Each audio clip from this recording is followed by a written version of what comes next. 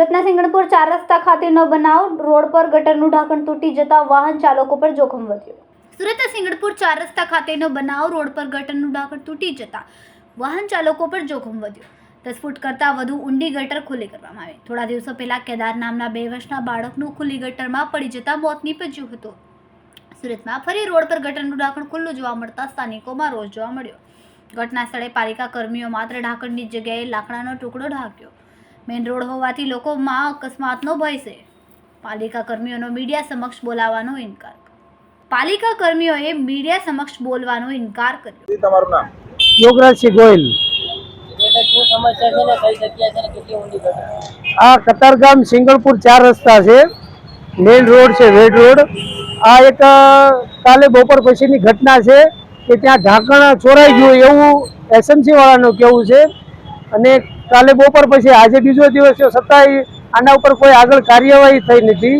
અને અહીંયા મોટી દુર્ઘટના બની શકે એવી છે. જેથી કરીને આપણે આગળ જોયું કે કેદાર નામનો બાળક ખુલ્લી ગટરની અંદર પડી ગયેલો, એવી દુર્ઘટના ફરી આ કતારગામ વિસ્તારમાં બની શકે એમ છે. સિંગણપુર 4 રસ્તાની તંત્રને જાણ કરવામાં છતાંય કાલ બપોર પછી હજી કોઈ એના ઉપર એક્શન પગલાં લીધા નથી, કામગીરી થઈ નથી. હજી તંત્ર ઉચ્ચ અધિકારીનું એવું કહેવું છે કે હજી આમાં સાંજ સુધીમાં કાર્યવાહી થશે અને ઢાંકણ લાગશે એવું. સિંગણપુર 4 રસ્તાનો મેઇન રોડ છે, ટ્રાફિક પોઈન્ટ છે, અને છતાં મોટી દુર્ઘટના બની ગઈ, છતાં કોઈ આગળ કાર્યવાહી થઈ નથી અત્યાર સુધીમાં.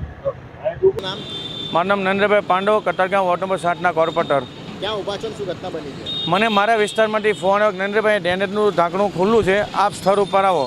એટલે સ્થળ ઉપર આવતા મેં જોયું છે પણ આ ઢાંકણું ડેનેજનું નથી. આ જે પ્લમ્બર આવે છે પાણીનો, એનું ઢાંકણું છે. અને અધિકારીશ્રી સાથે વાત કરી છે, એટલે એમની રજૂઆત એવી છે કે સાંજનું ચોરાઈ ગયું છે ને સવારે અત્યારે મૂકવાનું કહી દીધું છે. પણ મેઇન રોડની ઉપર જો કોઈ દુર્ઘટના બની શકે, કારણ કે ખુલ્લું છે આ.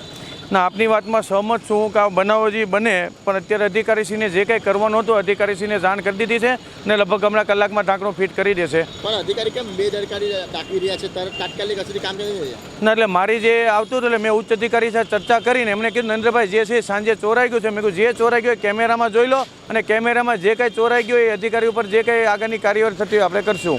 જ્યારે મીડિયાને અને લોકોને દેખાઈ શકે તો મહાનગરપાલિકાના અધિકારીને કેવા કાકડવાથી દેખાતું? ખરી રીતે જવાબદારી તો એમની જ આવે છે, પણ ખરેખર પ્રજા બી અત્યારે આ રીતે જાગૃત છે. એટલે હું કહું છું કે દરેક જગ્યાએ આવવું હોય તો પ્રજા જાગૃત થાય તો જેથી આપણે નિવારો એમનો વહેલી તકે કરી શકીએ. કેદારની તો ઘટના આ ટાઈપની બની હતી.